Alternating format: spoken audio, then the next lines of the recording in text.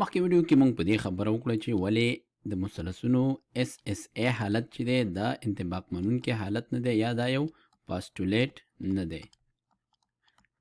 نو اوس راځو په دې کې لږې نورې خبرې هم کوو. راځو داسې وایو چې که مونږ سره یو مثلث وي په دې شکل باندې او دا یې درې زولې وي او په دې زولو کې دا یوه زوله چې ده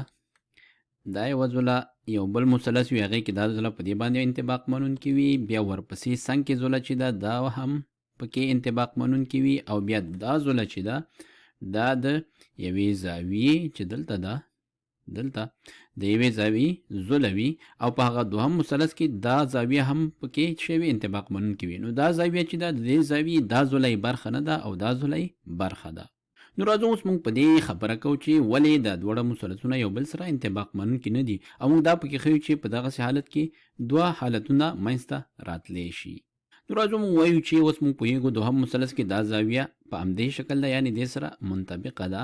دا شکل باندې او همدارنګه دغه شین رنګې چې کومه زوله ده دا زوله دا هم په همدې مثلث کې انطباق منونکي ده یعنې دا زوله له دې سره مساوي ده او دغه لاندې کومه قاعده چې راځي قاعده ورته ویلی شو دې باره کې موږ ته څه نه دي ویل شوي خو دومره پوهېږو چې په همدې زاویه به رسمیږي او اوږدوالی هر څومره کیدی شي زیات هم کیدی شي او کم هم کیدی شي اوږدوالي کې کومه خبره نشته دی. او پای کې دغه ګلابي رنګ زوله چې ده دا مونږ ویلو چې دا هم په دې کې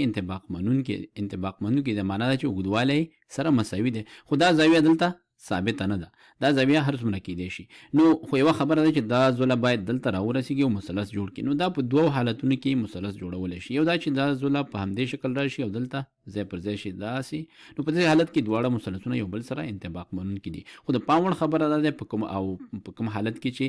دغه دواړه مثلثونه انطباق منونکي نشي کیدی هغه دا ده چې دا زاویه کې دا زوله کیدی شي په همدغه اوږدوالي سره داسې هم رسمه شي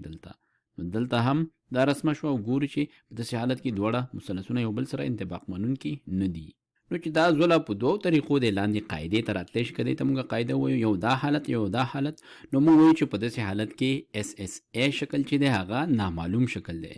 اس اس ای شکل څنګه دی نامعلوم دی معنا تر څو موږ ته نور معلومات د زاویو یا زولو باره کې نه وي راکړل شوي نو موږ نشو کولی چې ووایو چې دا به خامخا څه شی وي یا به انطباق منونکي وي او یا به نه وي. نو دواړه حالتونه پکې امکان لري خو دې کې بیا ځینې ځانګړي حالتونه شته. دلته موږ ولیدل چې دا زاویه چې وه دا څه شی وه حاده زاویه وه دغه د ای زاویه په دې حالت کې حاده وه همدارنګه دلته هم موږ ویلي چې دا زاویه څنګه ده حاده ده. خو کله چې دا یوه زاویه موږ سره حاده وي په یو مثلث کې نو پاتې زاویې چې دي هغه کیدی شي چې یوه پکې څه شی وي یا حاده وي او یا منفرجه وي. په یاد ولرئ چې حاده زاویه له 90 درجو څخه کمه وي او منفرجه زاویه له 90 درجو څخه زیاته وي. نو ځکه په دې شکل کې موږ ته دا اختیار شته چې یوه زاویه پکې حاده شي او یوه پکې منفرجه شي. فرض مثال دلته دا زاویه حاده وه دا دواړه حاده وي دلته هم دا زاویه حاده شوه او دا دواړه هم حاده شوې. بیا په دې حالت کې چې دا زاویه حاده شوه دا چې وه مخکې حاده وه دلته نور هم حاده شوه یعنې نور هم کمه شوه او په ځای دلته دا بله زاویه دا څنګه شوه پراخه شوه 90 درجو نه لویه شوه دا پکې منفرجه راغله منفرجه زاویه. او دا ځکه امکان لري چې دلته دا زاویه هم حاده وه دا هم حاده وه نو په یو مثلث کې یوازې یوه منفرجه زاویه راتلی شي. نو ځکه اوس موږ ویلی شو چې که چیرې موږ سره یو بل مثلث وي په دې شکل باندې د دې امکان شته چې داسې یو مثلث وي او په دې کې یوه زاویه پکې منفرجه زاویه وي کومه چې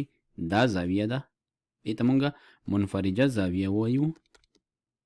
کومه چې دغه د ای زاویه ده او بیا موږ یو بل مثلث ولرو چې په کوم کې چې دا زاویه د ای زاویه په همدې باندې انطباق منونکي وي او همدارنګه دا زوله هم پکې انطباق منونکي وي او دا دوهمه زوله هم په دې باندې انطباق منونکي وي. نو بیا په دغسې حالت کې موږ ویلی شو چې دغه حالت نامعلوم حالت نه دی او موږ کولی شو چې د دې سره یو شان مثلث پکې رسم کړو چې انطباق منونکی وي. نو ځکه راځو دلته دا زاویه وایو چې په دې باندې دا انطباق منونکی ده دا یوه منفرجه زاویه وي او دا زوله موږ وایو چې د دې اوږدوالی موږ ته معلوم نه دی هر څومره کیدی شي نو دا یو داسې نامعلومه زوله په دې کې رسمېدی شي. دا زوله چې ده دا په دې مثلث کې هم په همدې شکل ده انطباق منونکي ده په دې باندې اوږدوالی له همدې سره مساوي دی. نو دا به په دې شکل دا زاویه راشي زوله دا به دلته راشي دا زوله دا یوه شوه او پوهېږو چې دا زوله چې کومه یوه ده او پوهیږو چې دا زاویه دا ځله هم پکې څنګه ده انطباق منونکې ده، په همدې شکل ته رسمیږي. او موږ نه پوهیږو چې موږ ته نه دي ویل شوي چې دا زاویه دلته هم څه شی ده انطباق منونکې ده. نو دا زاویه کیدای شي چې په هر اندازه شي، دومره راشي یا داسې راشي یا داسې راشي یا داسې راشي. خو یوازینی حالت چې په هغې کې دغه ځله په دې اوږدوالي سره دغه قاعده قطع کوي او دلته مثلث رسمیږي، هغه کم یو دی، هغه په همغه حالت کې چې دا زاویه له دې سره یو شان راشي یا عیني ځله راواخلو او دلته یې ځای پر ځای کړو، نو دا به داسې راشي او مثلث به ترې جوړ شي. دا له دې سره څه شو انطباق منونکې ځله شوه. نو په نتیجه کې دا ټول مثلث یو بل دواړو باندې یو بل سره منطبق کیږي. نو دلته اوس موږ دا عمومي خبره نه کوو چې کله SSA حالت وي نو موږ وایو چې دا یو پاسټولیټ نشي کېدی، بلکې دا وایو که چیرې یو ځانګړي حالت کې دا یوه زاویه پکې منفرجه وي او دوه ځله انطباق منونکې وي، بیا په دغسې حالت کې دا یو بل سره انطباق منونکې راتلی شي. همدارنګه اوس راځو یو وروستي حالت کې خبره کوو. دلته موږ سره حادث زاویه وه پکې، دې حالت کې موږ وایو چې نامعلوم ده. دلته موږ وایو چې منفرجه زاویه وي، دا سره څه شی کېدی شي انطباق منونکې کېدی شي. که چیرې داسې یو حالت وي چې موږ سره یو قایم الزاویه مثلث وي، یوه زاویه پکې څه شی وي قایمه وي، دلته یوه نامعلومه ځله وي او بیا پکې دلته دا اوږدوالی ثابت وي، دا پکې معلوم وي او همدارنګه دا بل اوږدوالی چې دی دا هم موږ ته معلوم وي، کومه چې دلته د قایمه زاویې مقابله ځله یا وتر راتلی شي. نو یوازینی حالت چې په هغې کې دا وتر دغه خط قطع کولی شي په دغه قایمه زاویه مثلث کې هغه دا چې هماغه زاویه دلته انطباق منونکې شي، په دې شکل دلته راشي. نو په داسې حالت کې دواړه مثلثونه چې په هغې کې دا یوه قایمه زاویه پکې انطباق منونکې وي، دا ځله او دا ځله یو بل سره پکې انطباق منونکې وي، نو په داسې حالت کې هم دا یو انطباق منونکې حالت د مثلثونو رامنځته کیږي. نو دې حالت ته بیا څه ویل کیږي؟ دې ته ویل کیږي RSH پاسټولیټ، کوم چې د SSA یو ځانګړی حالت دی. دلته SSA په دلته S دواړه ځولې دلته راغلي دي، دلته زاویه اول لیکل شوی رایټ انګل قایمه زاویه، دا یې ځله شو او دا یې هایپوټنس یا دا یې وتر شو. نو په دې کې دغه ځله دا د A ځله شو او دا دواړه دا د A زاویه شوه، R رایټ انګل شو او دا یې زاویه ځلې شوې دا دوه. او دا کولی شو موږ تاسو کیدای شي بلد اوسئ چې د فیثاغورس قضیې په مرسته هم دا موږ لاسته راوړو، ځکه چې موږ پوهېږو چې د فیثاغورس